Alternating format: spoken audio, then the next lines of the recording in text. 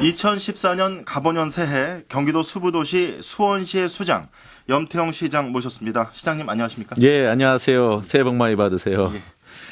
설 연휴 마지막 날입니다. 예. 이 방송을 고향에서 다시 올라오는 차 안에서 듣는 분들이 많으실 텐데요. 청마의 해를 맞아서 시장님이 청취자분들께 새해 덕담 부탁드리겠습니다. 예, 올해 갑오년은 청마의 해라고 그러잖아요. 예. 특히 서양에서는 유니콘이라고 불리면서 행운을 가져다 준다 이런 뜻이 있다고 합니다. 예. 새 각오로 말처럼 심차게 도약하는 그런 한 해 되시기 바랍니다. 예. 프로야구 19단 KT 위즈 유치, 생태교통 수원 2013 등 지난해 수원시는 아주 많은 일들을 이뤄냈습니다. 분당선 수원 구간 완전 개통 역시 수원 시민 생활에 엄청난 변화를 가져오게 했는데요. 그만큼 시장님이 바삐 움직이신 결과가 아닌가 또 생각이 됩니다. 한번 짚어주시죠. 예. 지난해는 경기 침체 이런 국내의 여러 가지 어려운 여건 속에서도 우리 시민들이 합심해서 굵직굵직한 민생 현안들을 해결한 그런 소중한 한 해였습니다. 그중에서 가장 보람이 있다고 하면 지금 말씀하신 것처럼 프로야구 19단 유치, 앞으로 이제 프로야구 1000만 관중 시대는 우리 수원이 열겠다 하는 거죠. 특히 KT 야구단 위즈, KT 위즈 야구단 유치는 수원 지하철 시대 개막과 함께 또 본격적인 지하철 리그 또 통신사 간 라이벌전 이런 흥행 돌풍을 몰고 오지 않겠나. 그래서 이것으로 지역 경제 활성화에도 도움이 되기를 기대하고 있습니다. 뿐만 아니라 생태교통 수원 2013 한 달 동안 차 없는 행궁동 마을 만들기 사업을 보여줬죠. 예, 이것은 시민 모두의 가슴 속에 마음만 먹으면 어떤 일도 해낼 수 있다 하는 자신감 그리고 또 우리 수원 시민의 저력을 전 세계에 알려서 국제 도시로서의 우리 시 위상을 확고히 했다고 생각을 합니다. 예, 정말 지난해만큼 이 수원시에 이게 굵직굵직한 큰 일이 있었던 해가 또 없었던 것 같습니다. 예. 예. 또 주목할 만한 건 이 수원시의 재정 상태가 이전보다 많이 좋아졌다고 들었습니다. 경기도 내 많은 지자체가 사실 이 재정에 어려움을 겪고 있는데 수원시는 아주 의미 있는 결과로 또 받아들여지고 있습니다. 말씀해 주시죠. 예. 제 취임 직전에 우리 시의 부채 규모가 한 3천억 정도였습니다. 그때 당시에 저는 이제 앞으로 지방자치단체 이 부채 문제, 채무 문제가 크게 부각되고 아주 위기 상태를 맞을 거다 이렇게 예측을 했습니다. 그래서 취임 초부터 강도 높은 재무 관리에 힘을 쏟습니다. 그래서 저는 이렇게 마른 수건도 다시 짠다 하는 심정으로 강도 높은 이제 재무 관리를 했는데 맨 처음에 이제 재정 상태를 진단 평가했습니다. 그리고 그 이후에 행사성 경비라든지 업무 추진비 이런 이제 불효불급한 것의 지출을 대폭 삭감하고 또 제 임기 내에는 새로운 부채 빚을 다시는 얻지 않겠다 하는 것 갖고 계속 갚아만 나갔습니다. 그래서 재정 건전성 확보를 계속적으로 노력한 결과 지난해 말 300억대로 줄였으니까 우리 시는 이제 빚이 없는 도시다 이렇게 말씀드려도 크게 과언이 아닙니다. 앞으로도 취득세 영구 인하라든지 국도비의 교부금 감소 이런 것으로 인해서 지방 재정이 더욱 열악해질 것으로 예상되기 때문에 앞으로도 더욱 적극적인 재정 건전성 확보가 매우 중요하다고 생각을 합니다. 뿐만 아니라 보다 숨은 세원도 발굴하고 또 재원을 더욱 확보를 하는 것도 중요하기 때문에 우리 시는 이번에 이제 체납세 징수단도 신설하고 또 지난해 안전행정부 평가에서 예산 효율화 관리를 했다고 평가를 받은 예결산 과정의 주민 참여 예산제 이것이 우리가 지난해 최고상을 받았는데 이런 것도 제도화하고 예산 낭비 신고센터도 운영해서 앞으로도 계속적으로 재정 건전성 강화를 위해서는 지속적인 노력을 하겠다는 말씀을 드립니다. 예. 그렇지만 뭐 일각에서는 이 재정 건전성도 좋지만 지역 경제 활성화를 위해서는 도시 기반 시설 확충에 더 많은 예산을 좀 넣어야 되지 않냐 이런 그런 말씀도 좀 있는 그런 시각도 있는 것 같습니다. 어떻게 생각하십니까? 예산 배분을 잘 하면 그런 것도 같이 할 수 있습니다. 그래서 우리 도시는 인문학 도시라든지 도시 재생 사업들 그리고 본격적인 지하철 시대에 따른 교통체계 개편 또 가장 혼잡한 수원역 주위의 교통량 분산 이런 교통 인프라 확충을 위해서 그 대폭적인 투자를 또 했습니다. 우선 가장 중요한 것으로 인문학 도시로서 지금 2017년까지 총 11개의 도서관을 더 그 추가적으로 확충하겠다. 그래서 지난해만 해도 7개의 도서관을 기공식을 해서 지금 한참 짓고 있습니다. 뿐만 아니라 수원역 교통량 분산을 위해서는 지금 과선교 그 애경백화점 옆으로 과선교가 있는데 그것을 800m 가까운 구간을 더 연장시켜서 그 사거리를 넘어가게 해서 교통체증을 분산시키고 또 서측으로는 수원역 서측으로는 환승센터 건립공사도 추진 중에 있는데 이것이 지난해 말 국비 확보까지 다 완벽하게 맞춰져서 올해 공사가 예정대로 잘 진행될 것으로 예상됩니다.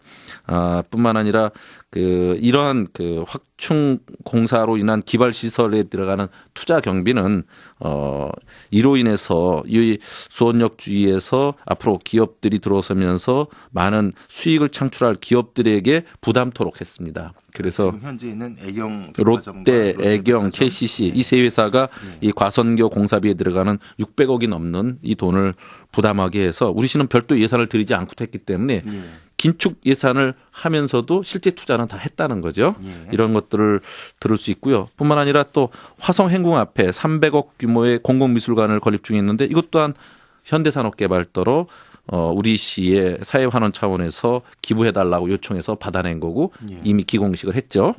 또 올 3월이면 개관 공식 행사를 하게 될 SK그룹이 SK 아트리움이라는 것을 우리 350억을 들여서 북수원권의 문화랜드마크로 문화예술회관을 지어서 우리 시에 또 기부 체납하죠. 이런 것들뿐만 아니라 지금 이제 지난해에 농림수산식품부가 공모한 2014년도 농수산물 도매시장 시설 현대화 이 사업자로 우리 시가 5개 전국 시장 중에 하나가 선정될 때 우리 시가 선정됐습니다.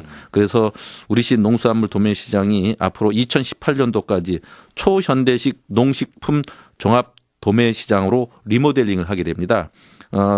만약에 이전의 방식인 이전으로 할 경우에는 국비 지원 없이 4천억 이상의 돈이 소요돼서 우리 시로서는 재정 부담을 상당히 크게 안을 수 있는 것을 저희는 리모델링 현대화 사업으로 바꿔서 경비를 한 1,500억대로 줄였고 그것도 1,000억 원 가까운 돈을 국비를 지원받을 수 있게 됨으로써 우리 시 예산 부담을 대폭 줄였죠. 그러니까 기간 투자를 지속적으로 하고 크게 하는 것들을 지금 다 했는데 우리 시 재정 부담을 최소화시키는 방향으로 함으로써 병행했다 이런 말씀을 드릴 수 있습니다. 대부분의 이 그 도시기반 확충에 들어가는 그 예산들은 지금 기업들과 국비로 그렇죠. 충당을 좀 많이 하셨네요. 그런 방향으로 전략을 바꿨다는 겁니다. 예, 알겠습니다. 민선 5기 취임 당시 시장님이 모토로 거신 게 이 공직자 청렴이었습니다. 그래서인지 지금 이 공직 청렴도가 이제 상당히 높아졌다는 또 이 평가를 얻었죠. 예. 제가 민선 5기 시장으로 취임하면서 그 전해에 국가에 있는 국민권익위원회의 평가에서 수원시가 청렴도 최하위 75개 도시 중에 75위라고 평가 발표돼서 너무나 불명예스러웠습니다. 그래서 이것을 벗어나는 것이 저한테는 큰 숙제였는데 이것은 저한테는 수원이 너무나 자랑스러운 도시가 이런 식으로 자존심이 구겨져서 되는 게 아니다. 또 신뢰받는 행정을 하기 위해서는 이건 최소한의 기본적인 과제다 이런 생각을 했습니다. 그래서 그동안 강도 높은 청렴도 개선 정책들을 폈습니다. 시민 감사관 또 청렴 마일리지 그리고 또 원 스트라이크 아웃제 이런 식으로 공무원들에게 그 청렴을 강조하는 이런 정책들을 아주 지속적으로 펼쳤습니다. 그래서 매년 조금씩 개선돼서 드디어 2009년 말 최하위 등급에서 지난해 말 국민권익위원회 평가에서 최우수 등급 도시로 자리매김했으니까 최하위에서 수직 상승했다고 하는 대기록이라고 할 수 있죠. 이는 우리 3천여 공직자들에 대한 청렴도 개선에 대한 폭넓은 공감대가 형성돼서 자발적으로 동참하고 합심해낸 결과다 이런 말씀을 드릴 수 있습니다. 앞으로도 다양한 청렴 시책을 추진해서 최우수 등급을 뛰어넘어서 청렴도 1위 도시를 계속적으로 만들어 나가도록 노력하겠습니다. 올해도 많은 계획을 갖고 계신 걸로 알고 있습니다. 예. 우선 이 공공기관 이전 부지 활용 계획에 대해서 좀 소개를 해 주시죠. 예.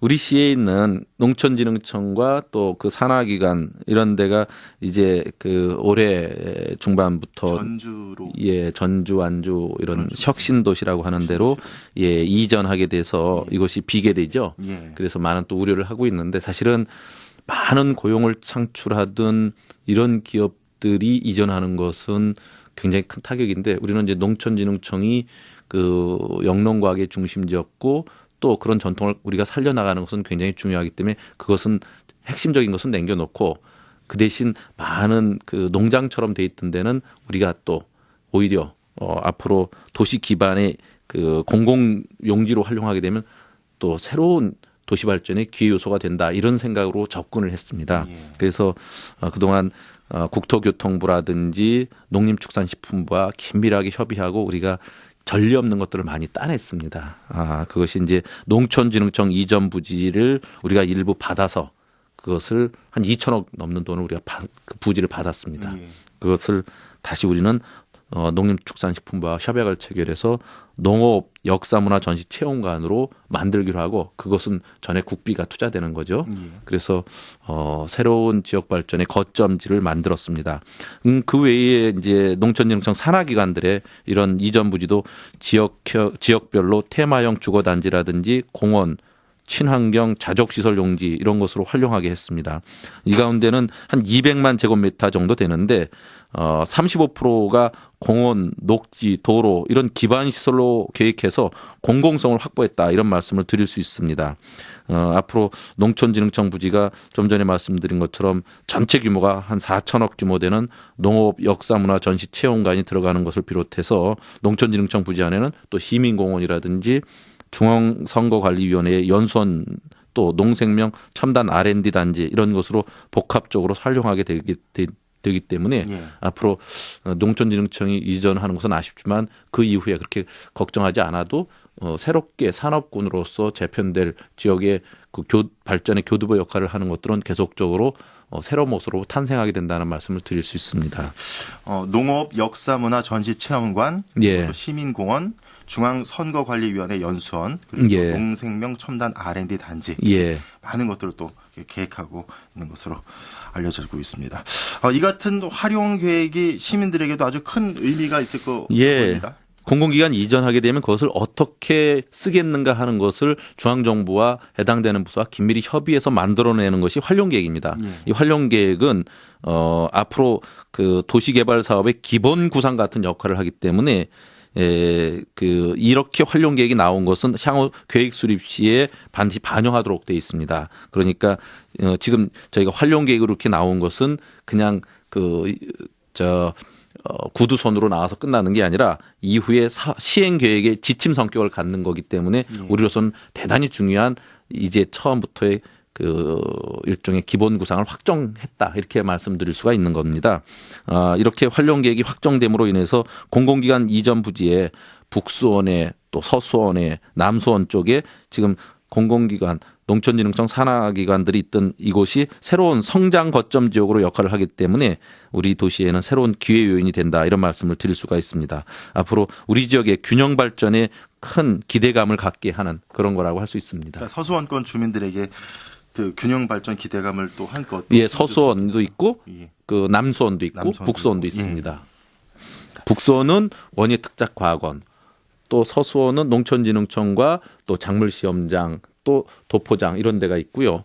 또 남수원에는 잠종장이 있었습니다. 태장동에. 이런 곳이 지금 다 비계되는 데를 우리가 공원 같은 걸로 잡고 그리고 또 새로운 발전 전략을 삼는 그런 기회 요인이 땅이 된다는 겁니다. 예. 비상활주로 또 이 지정도 해제가 되지 않았습니까? 예.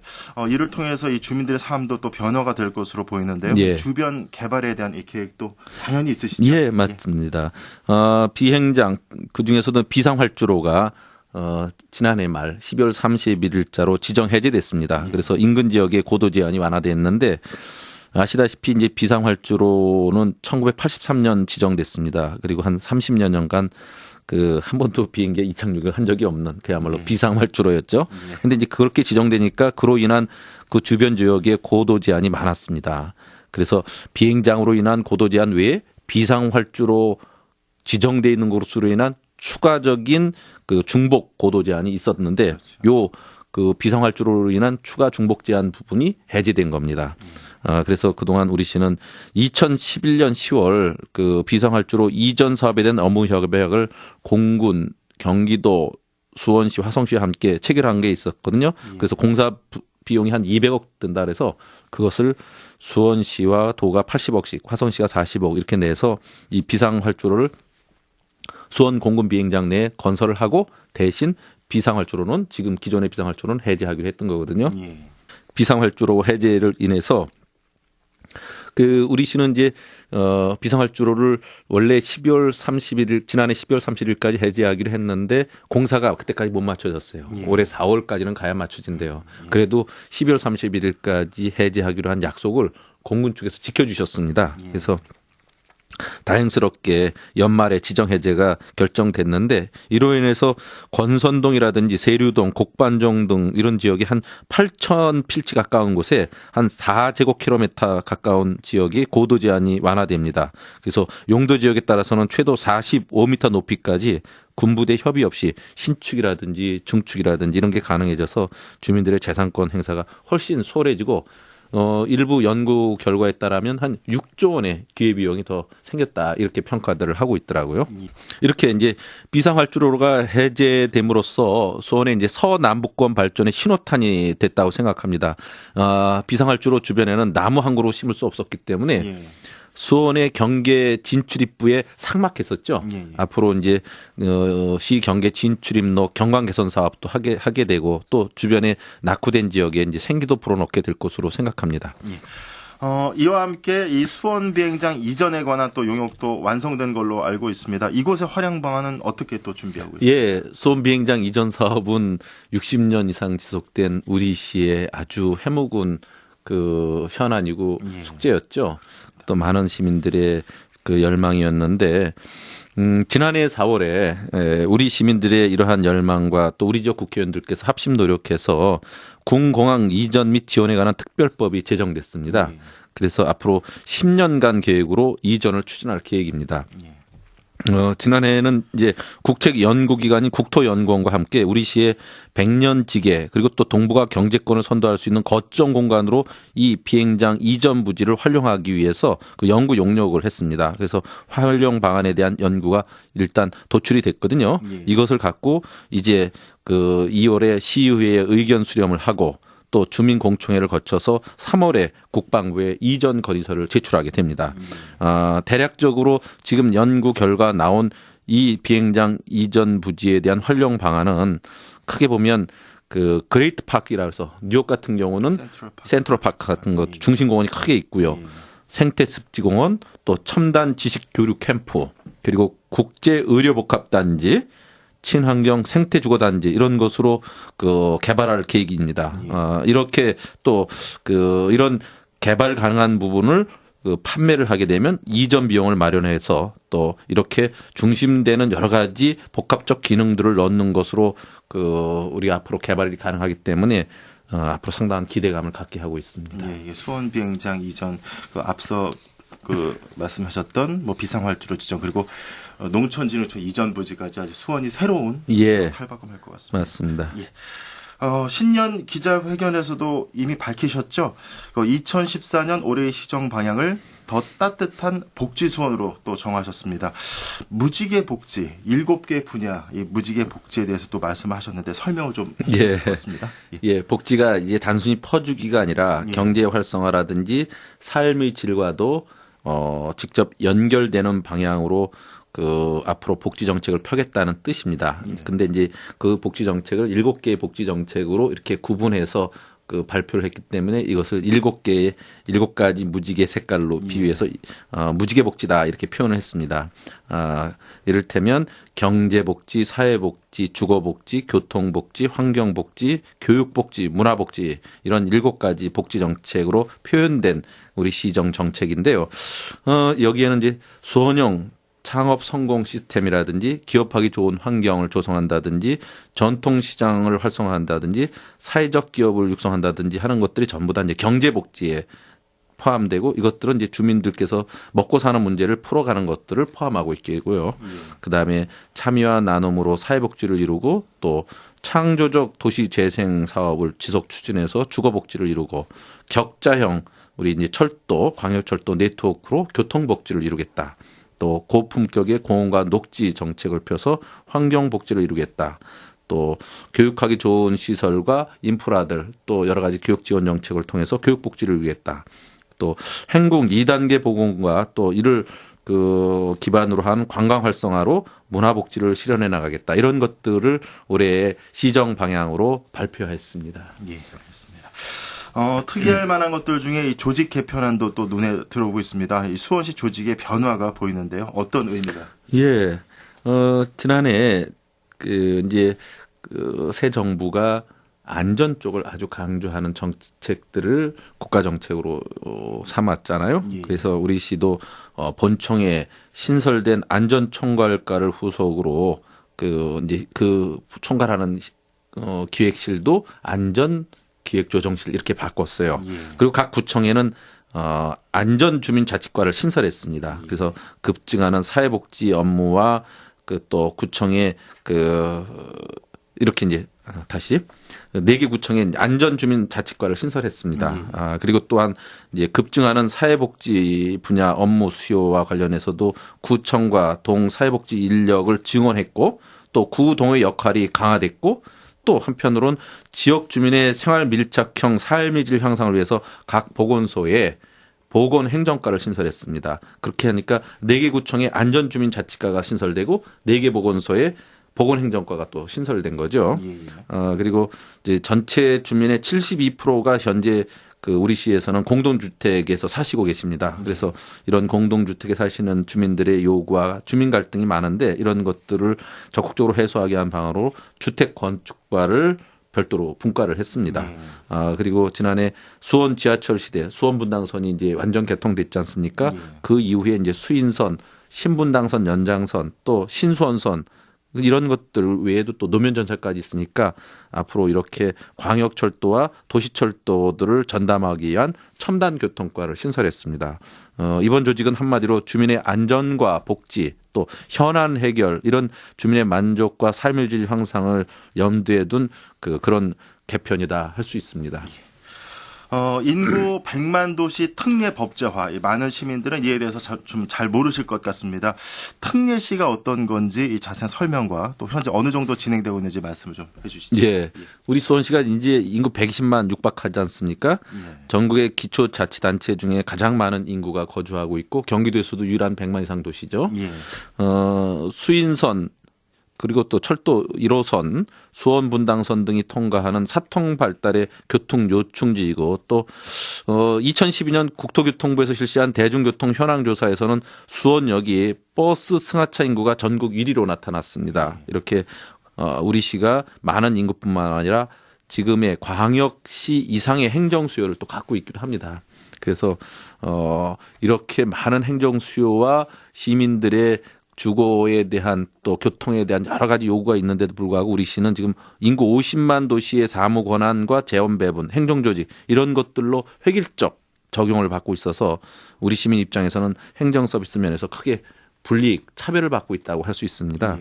그래서 국가 경쟁력 제고를 위해서 대도시 경쟁력 강화가 점차 중요해지고 있는 현실에서 수원시와 같은 우리 시는 광역시에 필적하는 이런 인구 100만 이상 대도시 이런 것에 특별한 지위를 부여하는 특례시라는 것을 지금 국회에 제안해 놓고 있습니다. 그래서 우리 기초자치단체로서의 지위는 유지하되 상당한 기능을 광역지자체인 도로부터 이양을 받아서 우리 도시 규모에 맞는 자치분권을 허용해서 우리 몸에 맞는 발전을 이룰 수 있게 하자는 거거든요.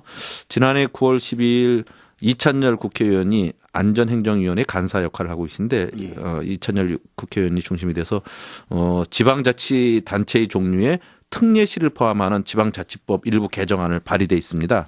그랬더니 이제 지난해 11월 5일 국회 안전행정위원회 법안심사소위원회에서 지방자치발전위원회의 대도시 유형별 차등 분권 개선 방안 연구 용역이 지금 발주돼서 하고 있는데 그것이 올해 2월에 종료되면 가까운 시일 내에 이렇게 우리가 제안해 놓은 특례시 도입이 지방자치법 일부 개정 법률안으로 실현될 것으로 이렇게 우리는 기대를 하고 있습니다. 예.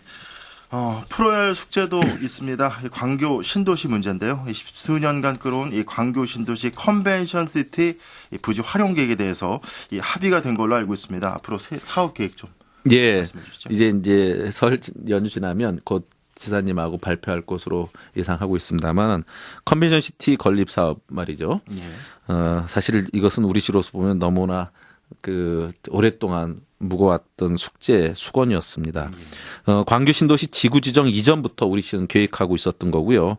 또 광교 신도시 공동사업 시행자 협약에도 반영이 돼 있던 건데 그동안 이제 여러 가지 문제들이 해결되지 않아서 최종적으로 발표가 안 된 건데 그동안 이제 경기도와 경기도시공사 등과 같은 공동사업 시행자 간에 지속적으로 협의한 결과 컨벤션 관련 용지에 대한 권한을 우리시에 부여해서 우리시가 주관이 돼서 컨벤션 건립을 추진하기로 결정을 했습니다. 예. 앞으로 이제 별도로 컨벤션 건립의 타당성 검토 용역을 하는데 여기서는 이제 국내외 사례 조사를 통해서 활용성 높은 최적의 규모를 도출해서 광역적으로 차별화될 수 있는 기능을 도입하는 방향으로 컨벤션 건립을 추진하려고 합니다.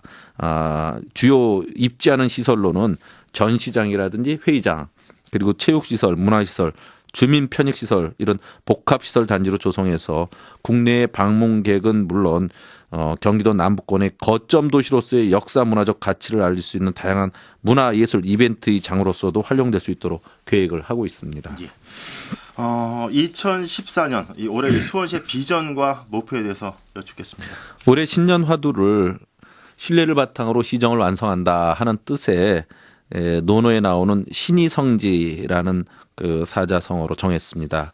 시민과 약속했던 사업이 잘 마무리될 수 있도록 그런 시정에 주력하겠다는 뜻을 갖고 있습니다. 화제를 좀 돌려보겠습니다. 지난 18일이죠. 이 시장께서는 이 자치가 밥이다라는 책을 내고 북콘서트 형식의 출판 기념회를 개최하면서 사실상 재선 도전을 시사를 하셨습니다. 일각에서는 이 출판 기념회라기보다는 이 출마 출정식에 가까웠다. 이럴 정도로 성황을 이뤘는데 자치가 밥이다. 내용을 좀 말씀을 해 주시죠. 예. 제가 지난 1월 18일 날 북콘서트 자치가 밥이다라는 책을 내고 이것을 많은 시민들과 함께 즐기는 그런 행사를 했었습니다. 지난 3년 반 제가 시정을 운영하면서 느꼈던 여러 가지 자치 문제 또 주민과 소통했던 여러 가지 내용들을 정리해 보면 우리나라 지방자치 역사에서 소중한 또 경험들을 남기는 기록이 되지 않을까 해서 자치가 밥이다라는 제목으로 책을 낸 것을 이렇게 북콘서트를 열었습니다. 많은 분들이 오셔서 축하해 주셔서 감사를 드리고 있습니다. 최근 여야 간 공방을 벌이고 있는 첨예한 현안이 있습니다. 이 정당 공천제 폐지 문제인데요. 시장님의 생각을 들어보겠습니다. 우리 정치가 불신받는 가장 큰 이유는 정치인들이 자기들이 약속한 것을 지키지 않는 데 있지 않습니까? 박근혜 대통령을 비롯해서 여야 대선 후보 모두가 선거 전에 국민들의 바람이었던 기초자치단체장과 의원에 대한 공천제 폐지를 약속했으니까 그것을 지키는 것 이상의 어떠한 이유나 명분도 우선할 수는 없다고 이렇게 생각을 합니다. 특히 정권에 대한 중간심판적 성격으로 자치단체장 선거를 치르는 것은 지방자치의 독자적 발전에 큰 걸림돌이 되고 또 결국은 국회의원들이 자기들이 기득권을 내려놓지 않겠다는 것에 대한 다른 표현일 수밖에 없는 거거든요. 그래서 이것은 저는 우리나라가 약속한 사항을 지키기 위한 정당 공천제 폐지는 꼭 이번에 지켜져야 된다 이런 생각을 합니다. 예. 정당 공천제는 폐지돼야 한다 그런 말씀이신데 그 같은 또 시장님의 생각이 재선 도전에 또 지장은 없으실까요? 우리 시는 민선 1, 2기 시장이 무소속이었습니다. 그리고 정당이 휩쓸리지 않는 그런 지자체, 자치제를 운영하는 것이 우리 시의 전통처럼 되어 온 것도 한편 있었습니다. 저는 제 소신은 정당 공천제 폐지라는 것은 움직일 수 없는 사실이고요. 현실적으로 그런 것으로 해서 유불리를 따져서는 안 된다 이런 생각을 합니다. 수원시는 경기도의 수부도시인 만큼 여야 모두 놓칠 수 없는 지역입니다. 그만큼 여야가 경쟁력 있는 후보들을 내놓을 것으로 예상이 되는데 재선 자신 있으시죠? 아이고 참 이 사람 앞일을 누가 장담할 수 있겠습니까? 저는 하여튼 민선 5기 동안 제가 펼친 시정에 대해서 평가를 받는 것은 꼭 필요하지 않나 이런 생각을 하고 있습니다. 평가를 받는 심정으로 준비는 하고 있습니다. 그렇지만 이제 출마 여부에 대한 최종적인 입장은 전체적으로 시민들의 의견도 또 들어보고 그리고 또 앞으로 그 진행되는 정치 이력들 또 전개될 상황들 이런 것들도 고려해서 별도의 자리에서 말씀드리는 것이 도리라고 이렇게 생각을 합니다. 예, 알겠습니다. 네, 어느덧 준비된 시간이 다 된 것 같습니다. 인사 말씀 부탁드리겠습니다. 예, 가보년 새해도 제 시정구인 사람이 더욱 반가운 휴먼시티 이를 통해서 수원 발전의 꿈을 열어갈 수 있도록 최선을 다하겠습니다. 우리 명절을 맞아서 귀향하셨던 우리 110만 수원 시민이라든지 수도권 귀경 중이시겠죠. 수도권 주민들 또 그 경기방송 청취자 여러분들 모두 다 가정 내에 건강과 행운이 충만하시기를 기원드립니다. 건강하시고 그리고 새해 또 도약하시는 한 해 되시기 바란다는 말씀 드립니다. 예. 지금까지 염태영 수원시장과 이야기 나눠봤습니다. 시장님 오늘 말씀 감사합니다. 예, 감사합니다.